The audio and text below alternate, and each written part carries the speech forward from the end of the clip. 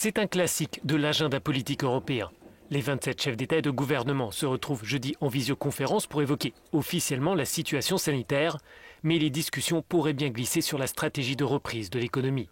La Hongrie et la Pologne bloquent l'ensemble de l'édifice. Les deux pays refusent de conditionner l'accès à l'aide européenne au respect de l'état de droit. Nous faisons face à une crise majeure de l'Union européenne. La question est comment pouvons-nous dépasser le veto de la Hongrie, celui de la Pologne et probablement d'autres. C'est un défi. Encore une fois, je suis pleinement engagé.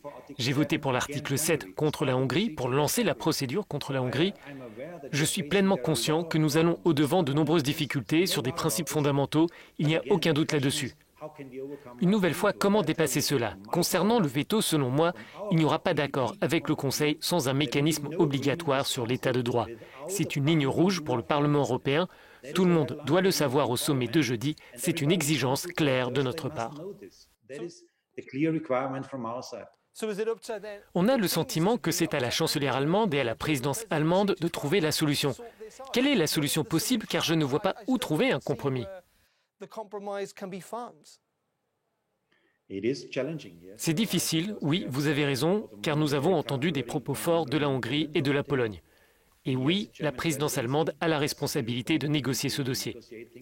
Angela Merkel a beaucoup d'expérience et elle a la confiance d'un grand nombre de membres du Conseil européen. Elle a des chances de trouver un compromis. On dirait qu'il n'y a toujours pas d'approche européenne commune, coordonnée à propos de la pandémie. Certains pays semblent agir dans leur coin et ferment leurs frontières, instaurent des règles différentes pour les tests ou les quarantaines. L'Union ne semble pas avoir la main sur la question des déplacements. Vous avez raison, on peut faire mieux. C'est pourquoi je salue les propositions de la Commission européenne pour mettre en place une union de la santé au sein de l'Union européenne. Le vaccin est une forme de succès.